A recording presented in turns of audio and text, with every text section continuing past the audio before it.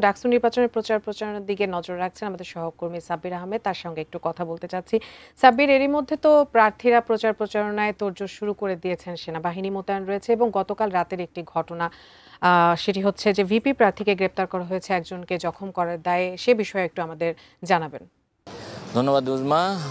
আপনি জানেন যে ঢাকা বিশ্ববিদ্যালয়ে আর কিছুদিন পরেই অর্থাৎ 9 সেপ্টেম্বর ডাকসু এবং হল সংসদ যে নির্বাচন সেটি অনুষ্ঠিত হবে এবং এই নির্বাচনকে কেন্দ্র করে ইতিমধ্যে শিক্ষার্থীদের মধ্যে প্রচুর উৎসাহ উদ্দীপনা শুরু হয়েছে এবং শিক্ষার্থীরা যে সকল যারা প্রার্থী হয়েছেন বিভিন্ন হলে এবং ডাকসু নির্বাচনে, তারা কিন্তু শিক্ষার্থীদের কাছে যাচ্ছেন এবং গিয়ে তাদের যে প্রতিশ্রুতি বা নির্বাচনী যে ইশতেহার যেটিকে বলা হয় সেই বিষয়গুলো তারা তুলে ধরছেন এবং তারা তাদের ইতিপূর্বে শিক্ষার্থীদের জন্য কারা কি ভূমিকা পালন করেছেন, তারা শিক্ষার্থীদের জন্য শিক্ষার্থী বান্ধব কি ব্যবস্থা নিয়েছেন সেই বিষয়গুলো তারা তুলে ধরছেন এবং তুলে ধরে তারা তাদের পক্ষে প্রচার প্রচারণা চালাচ্ছেন, পাশাপাশি তারা ভোট চাইছেন। গতকাল থেকে মূলত আনুষ্ঠানিকভাবে এই প্রচার প্রচারণা শুরু হয়েছে এবং নির্বাচনের আগ মুহূর্ত পর্যন্ত এই প্রচার প্রচারণা চালানো যাবে। আপনারা জানেন গতকালকে নির্বাচন চলাকালীন সময়ে এবং নির্বাচনের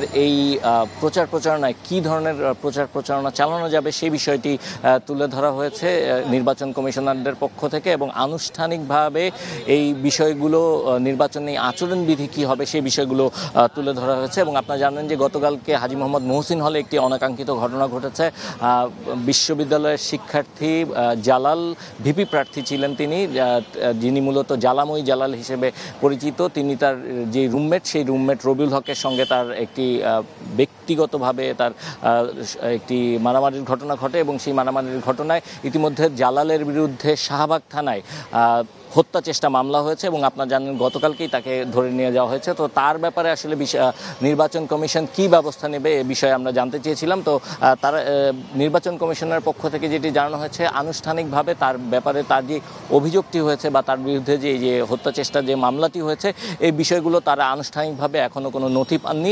নথি পেলে হয়তো তার বিরুদ্ধে কেউ অভিযোগ করলে পরবর্তীতে হয়তো তার বিরুদ্ধে তারা ব্যবস্থা নেবেন। এবং একটি বিষয় একটু জানিয়ে রাখতে চাই, কিছুক্ষণ আগে আমাদেরকে যেটি জানানো হয়েছে যে চূড়ান্ত যে প্রার্থী তালিকা দেওয়া হয়েছে গতকালকে, সেই চূড়ান্ত প্রার্থী তালিকায় হল সংসদ যে নির্বাচন সেই নির্বাচনে 1035 জন প্রার্থী বৈধ প্রার্থী হয়েছেন। এর মধ্যে 73 জন প্রার্থী তাদের প্রার্থিতা প্রত্যাহার করে নিয়েছেন এবং একজন প্রার্থিতা বাতিল করা হয়েছে।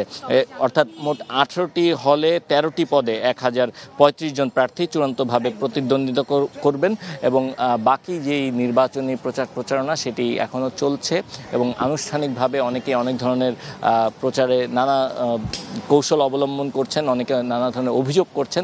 নির্বাচন কমিশনাররা সজাগ দৃষ্টি রাখছেন এই নির্বাচনকে সুষ্ঠুভাবে সম্পন্ন করার জন্য। এবং একটি বিষয় জানিয়ে রাখতে চাই যে নির্বাচনকে কেন্দ্র করে 3 স্তরের নিরাপত্তা ব্যবস্থা বলয় তৈরি করা হবে। নির্বাচন যেদিন অনুষ্ঠিত হবে সেদিন স্ট্রাইকিং ফোর্স হিসেবে সেনাবাহিনী মোতায়েন থাকবে, এছাড়া স্কাউট রোভার যারা রয়েছেন তারা থাকবেন, পাশাপাশি বিশ্ববিদ্যালয় প্রশাসনের পাশাপাশি পুলিশও থাকবেন এই পুরো নির্বাচন অনুষ্ঠিত যেদিন হবে সেই সময়ে। তো সার্বিক প্রস্তুতি নেওয়া হয়েছে। এখন 9 সেপ্টেম্বরের জন্য আসলে অপেক্ষা, কে নির্বাচিত হয়, কারা শিক্ষার্থীদের মনোনীত প্রার্থী হিসেবে এই নির্বাচনে অংশ নিয়ে শিক্ষার্থীদের পক্ষে কথা বলেন। তো এই ছিল এই মুহূর্তে ডাকসু নির্বাচন নিয়ে সবশেষ।